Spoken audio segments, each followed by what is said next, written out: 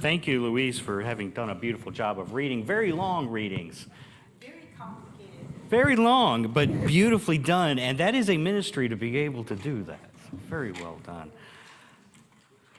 So, as some of you know, if you didn't notice last few weeks, you had substitute teachers, and I hope you behaved for them like you're supposed to. You didn't. I can tell. You're all out of control today. It's like... And I thank Larry and also Brandon, who's not here today, for filling in. And it's just so nice to have so much talent here at the church, to have so many people called here at the church. Pastors in training and pastors who are retired. And as we know, Larry, there's no such thing as a retired pastor. You're called to it your whole life. But I was in Kentucky and Indiana. We call it Kentuckiana up home. It was right on the border is where we lived. We lived on the Indiana side, but everything we did was in Louisville. And we spent a lot of time at Mariah's dad's, which is on Nolan Lake, which is real out in the country in Kentucky. And if you've ever driven country roads in Kentucky, or in southern Indiana, is about the same. That's another reason we call it Kentuckiana. They're pretty much the same. The roads, it's not like in Florida. When you drive in Florida, you're like this. Right? When you drive in Kentucky on these country roads, it's kind of like this.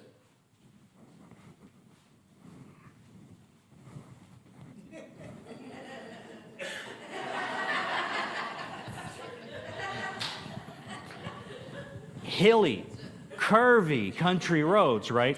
And while I was out there, because I kept having to drive back and forth between Nolan Lake, which is about an hour and 45 minutes really from Louisville, and then across into Jeffersonville and into Corden, where my dad lives in Indiana, and then back across into Kentucky out into Nolan Lake. And, one of the things I noticed a lot was the speed limit out on these country roads. And some of them were surprisingly it'd be like 45 or 50 miles an hour, and I'm going like 35, thinking, how on earth would you go 55 miles an hour or whatever on these roads? Because you'd have to know them really well, right? Because they're like a roller coaster, just up and down and sideways. And it's a lot different than, I-4, where it's the other way around. It's like speed limit's 70, and people are going 95, and you have to go that fast just to keep up. And as I was thinking about that, have you ever meditated about the speed limit? It's way too fast. Hey, too fast, but everybody's going a lot faster than what the speed limit actually says most of the time. Not Diane. And not on those country roads out in Kentucky. There was no way I was going over the speed limit, or I would have gone flying off. It would have been like a Dukes of Hazzard thing, but we weren't in Hazard County. But really thought about it. Why do we have a speed limit? Right? There are a few roads out there that are famous for not having speed limits in the world. And a famous one in Germany, I can't remember what it's called. Autobahn, yeah. Because here, what we have in Psalm 19, number one, we had the Decalogue, right? That's the fancy word for the 10 Commandments. And we have that reading in Exodus. And then we have in Psalm 19 a lot of talk about the law. And it says, in Psalm 19 in verse 7, it says, "The law of the Lord is perfect, reviving the soul. The decrees of the Lord are sure, making wise the simple." Does the speed limit make you wise? Does it revive your soul? Now, I know obviously they're talking about the law there in the Old Testament. We'll get there, but still, we tend to think of rules as just being that, rules. I had to kind of giggle when Alexis was saying, is clean your room one of the 10 Commandments? And all the parents out here were going, yes. Yes, it is. But does cleaning your room do something more than just having a clean room? Keeps you from stepping on Legos. Yes, that is painful. It is about honoring your mother and your father. So, there was a good tie-in. So, If that was true and your mother and your father asked you to clean your room, then that would be honoring your mother and your father. But do we learn something from cleaning our room other than just having a clean room? And I think we could answer that yes, right? You learn how to have order in your life. You learn how to have things clean, which is all kinds of things like fire hazards, not stepping on Legos, which is very painful. There are a lot of reasons why having a clean room leads to later on in life having a clean house, and that why that might be important. But we don't often think about rules and laws as something to be meditated on. So today, I'm going to challenge you. Instead of a sermon, we're going to have a little activity. And what we're going to do, and Matt, if you'll put these questions up here, we're going to take one of these 10 commandments. Let's take one of them. We're going to take, thou shalt not covet. And I'll read it. It says, thou shalt not covet your neighbor's house. You shall not covet your neighbor's wife, your male or female slave, or ox, or donkey, or anything that belongs to your neighbor. Yes, there is sexism here. When it says your neighbor's wife, it is because in that day, your neighbor's wife was that husband's property, right? Forget that for a second. That's another sermon. This word covet is just a fancy word saying desiring other people's stuff. You're wanting other people's stuff, right?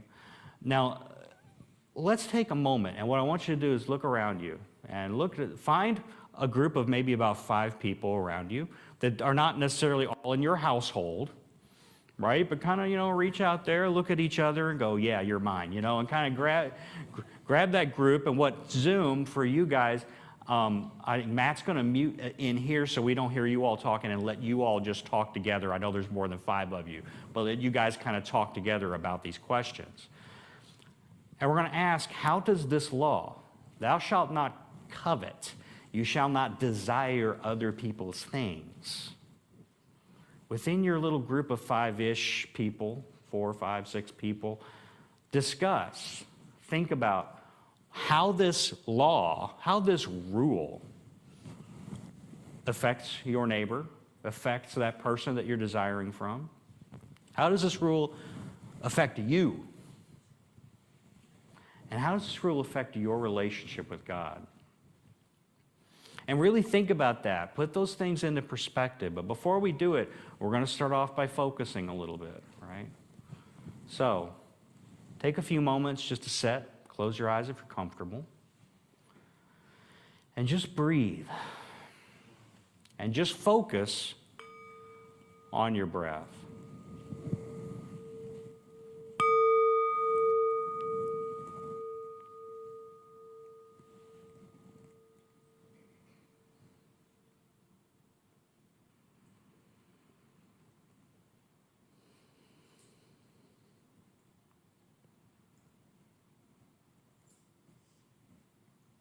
And in that spirit of quiet, thoughtful, listening to God state, let's listen to each other and see if God speaks through us in our small groups, focusing around that word covet and these questions. And you may begin.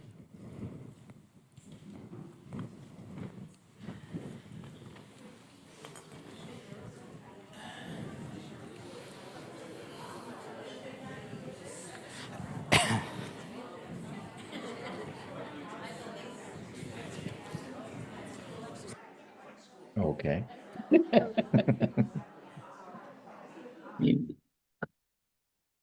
Everybody's on mute. This makes this very interesting. Okay. The first thing that came into my mind was my neighbor's pool. And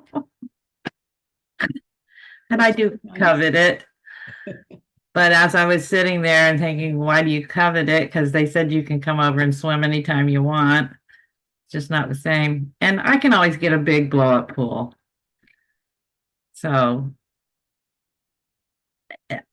I guess I'm not coveting as much now that I actually think about coveting and how it's not right.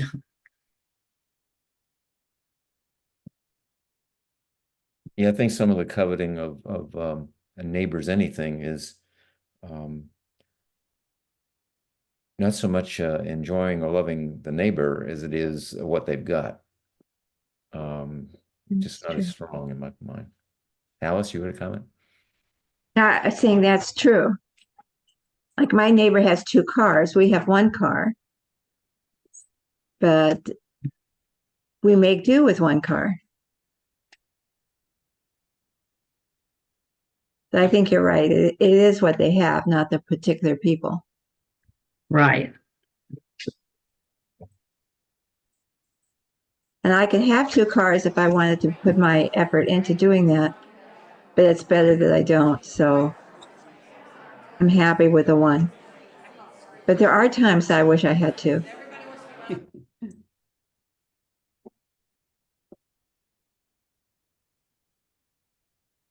So ultimately, we're happier and have more peace with ourselves and with our Mhm. neighbors if we're not jealous over things. Right. That's true. And I can just feel it leaving me. It's like, you know, sometimes you got to be reminded. I think you're right.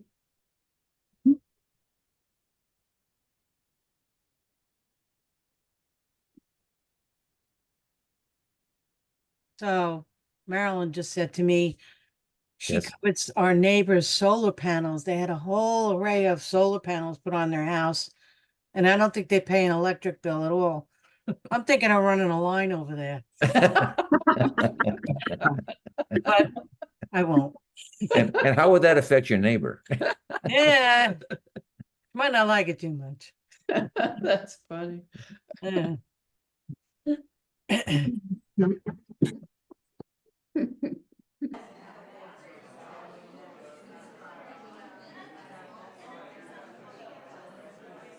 Oh, and Pam, you can come Yeah. to our pool anytime you want. Thank you. We'll we'll even make you lunch. Oh, wow, such a Ooh. deal. In that case, we'll all get the We'll map. all be here, right? Yeah, what's your address? 3535 to Sarah. Ugh. Okay. I don't Thank know. you. Are they still talking amongst themselves? I think so. Can imagine what they're saying, huh? Well, There we are. indeed they are. Yep. All right, let's see. How do I So we're supposed to be talking about how it affects the neighbor too. Yes, it affects the neighbor. How does it affect you? And how does it affect our relationship with God? Okay. um, Because I was kind of thinking, like when I said, oh, I'd love to have this pool in my backyard, that I was making them feel good, but maybe I wasn't. Maybe they were feeling like, I don't know. What do you think? How do you think Well, that affected them? sometimes people do things to impress neighbors and others they know. And sometimes they just do it because they want it. So I guess if you have to look at, why did my neighbors put solar panels on their house? It wasn't just to impress me. I don't think they'd go through all that trouble just to impress me. No, So they just really wanted it and they wanted to save money and be, conscious of, energy saving. So I have to really commend them for that. right, But I really do want to talk to them about it because I want to find out if they had any assistance from the government for it. right, right. So, I would love to have solar panels, but I have trees all around. oh yeah. Yeah, I had somebody come out and look and Yeah. My mom always said, don't ever count anyone else's money and don't ever wonder where they get what they have. And I guess that's that's you know, great. her interpretation of that commandment. Right, And you have to, you really have to follow that because sometimes you see people taking trips, going places, and you say, well, they must have, money to spare to do that kind of thing. God bless them. But there are some people that do that and they don't have the money and they're borrowing money and you really don't know. It's just like you don't know what someone else is going through. When you look at them, you don't really know what anybody else has or what they don't have, That's true. you know? That's true. So, Okay. Right. Let's go back and join. Thank Let's you. come back to some sense of order. If we ever have that. Okay. You all figured it out now. You've been made, the simple have been made wise. Desire. Thank you. You're welcome. The simple have been made wise. I didn't just call you simple. That was scripture. I'm just quoting scripture. And, you know, desire, coveting, this thing that we've now been thinking about, talking about. Let's just throw it out there. How does it affect your neighbor? Does anybody want to say something? You have to say it in the microphone so Zoom will hear you. Anybody want to say, what did we come to with that? Anybody get some insights on that?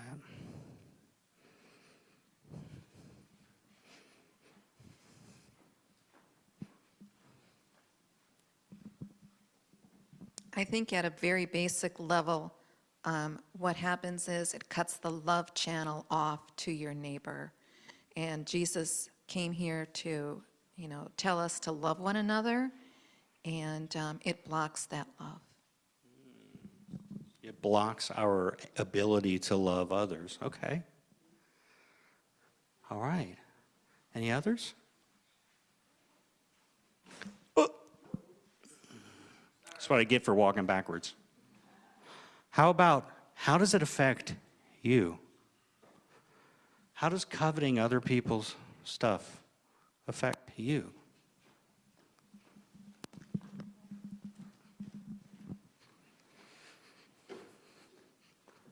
Take it a long way around. When you're so fixated on what somebody else has, you miss the gifts that God has planned for you. Ah, nice. And that spills over into the next question, kind of, too, right? How else does it affect you?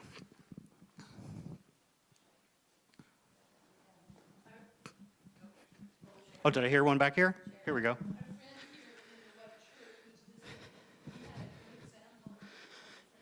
Do you want to say it? It's up to you. You don't have to. If you like to, Stefan. My friend is very sick, so she cannot work. She has a low income, and every time she was seeing her friends, she was just looking at what she didn't have. And after a therapy, she decided that she would appreciate what she already have. And then she was able to meet her friends and appreciate the moment that she was with them. When you're with others and all you can see is what you don't have, it affects your ability to even enjoy being with the other person. All right, good.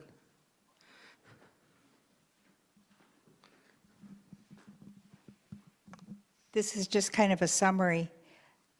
Comparison is the thief of joy. And that got said back there somewhere too. So yes, very good. Yeah. I think that a lot. Yeah. Because when you, I see somebody with a nicer car. yeah. Yes.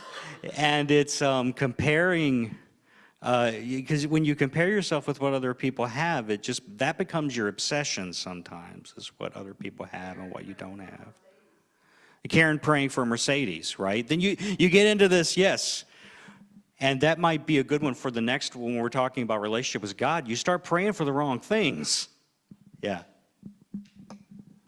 We were talking, the four of us, and at our age now, we really, maybe when we were growing up, we looked at our neighbors into different, I had a couple of friends of mine that had a lot of money and I didn't have the things that they did. But now at my age, I want to help other people. I want to help my neighbor. I really don't care what he has. And there's so many that don't have things that I want to help them.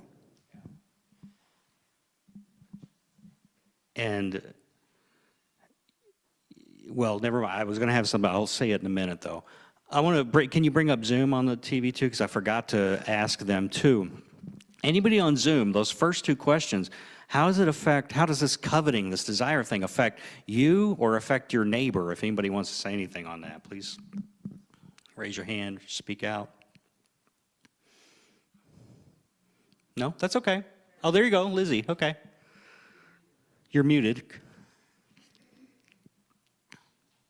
Hi. Hey.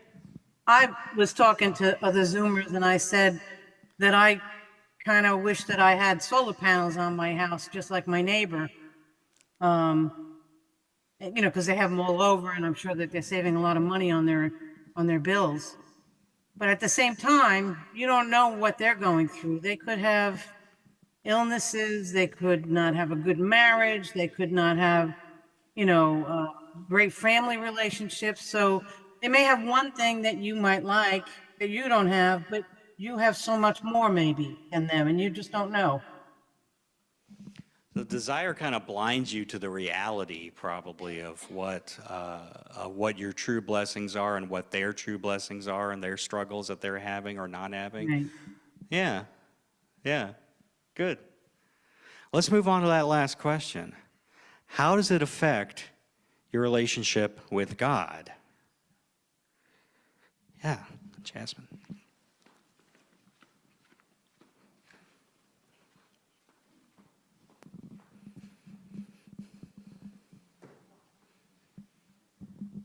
Well, God said not to have false idols, and you can start to idolize possessions and people, and He's a jealous God. Yeah. So you start idolizing it, it starts spilling over into some of the other commandments, right? Where you're putting other gods in front of you because you're now worshiping wealth, or you're worshiping that Mercedes that you're wanting to pray for, or the Chiefs.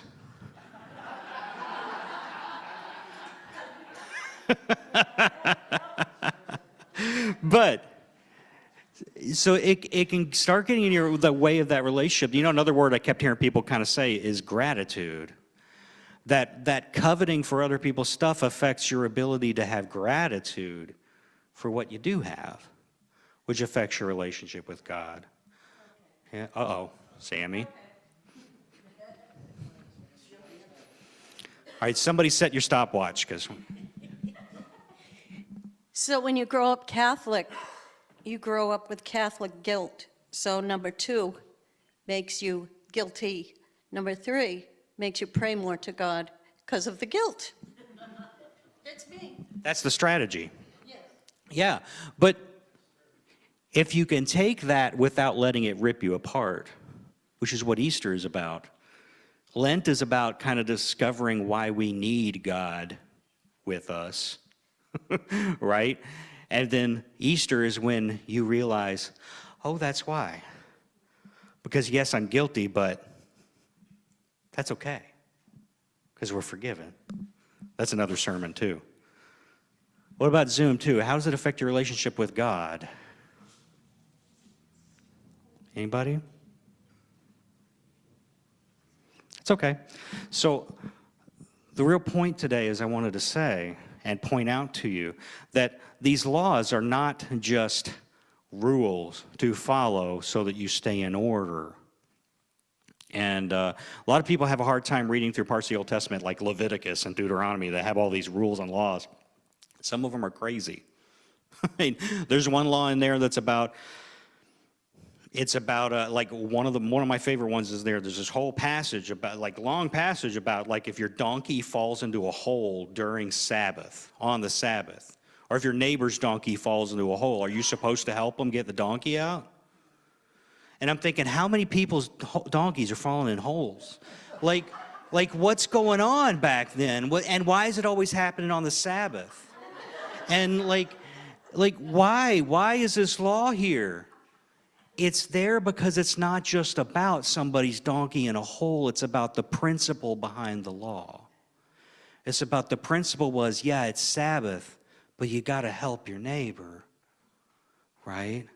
And that's what a lot of these things are about. They're really meant for. That's why you have Psalms like this. Psalm 119 does a lot of this too. Psalm 119 is the really, really long one. And a lot of it's about law. And it says in there, you know, Lord, I love your law. And I meditate on it day and night. You meditate on the law? Yes, because it's not just law. It's wisdom, right? Okay. Thank you. Thank you for teaching me today.